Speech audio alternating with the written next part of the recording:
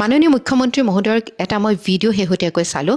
এই ভিডিঅ'টোত তেওঁ কৈছে যে 6 অক্টোবৰ তাৰিখলৈকে শ্যামকানু মহন্ত আৰু সিদ্ধাৰ্থ শৰ্মাই আহি পেলাই CIDক তেখেতসকলৰ ষ্টেটমেণ্ট দিব লাগে, কিয়নো দশমীৰ পূজা তেতিয়া শেষ হ'ব। এতিয়া এই কথাটোহে মই বুজি নাপালোঁ যে ফেষ্টিভেল মহন্তৰ বাবে ফেষ্টিভেল অফাৰ চলি আছে নেকি নে কি চলি আছে। এইসকল লোক যাৰ ওপৰত আমি জানো যে এইসকল লোক অভিযুক্ত, যি নিজৰ দায়িত্ব ভালকৈ পালন নকৰাৰ ফলত আমি আমাৰ প্ৰাণৰ শিল্পীগৰাকীক হেৰুৱালোঁ। আৰু এই যে আকস্মিকভাৱে আমি জুবিন গাৰ্গ ডাঙৰীয়াক হেৰুৱাবলগীয়া হ'ল, এই জুইকুৰা কিন্তু মনৰ ভিতৰত বহুত বেয়াকৈ জ্বলি আছে। আৰু আপুনি কোৱা মতে আমি শান্তি শৃংখলাবদ্ধভাৱে আমি ন্যায় ব্যৱস্থাটোৰ ভিতৰত আমি প্ৰাণৰ শিল্পীগৰাকীৰ বাবে ন্যায় বিচাৰিছোঁ।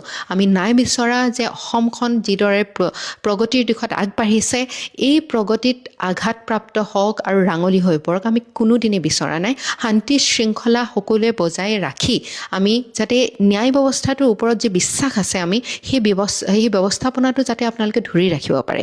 সেইবাবে মোৰ কাটৰ অনুৰোধ, বিনম্ৰ অনুৰোধ যে আপোনালোকে এই ফেষ্টিভেল অফাৰ নিদিব।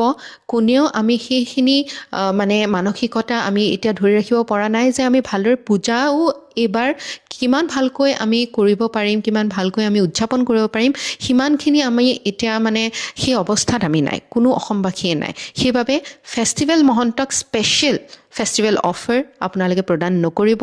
তেওঁলোকক যিমান সোনকালে পাৰে আনি ধৰি তেওঁলোকৰ ষ্টেটমেণ্ট লওক আৰু যথোচিত ব্যৱস্থা আপোনালোকে গ্ৰহণ কৰক। ধন্যবাদ।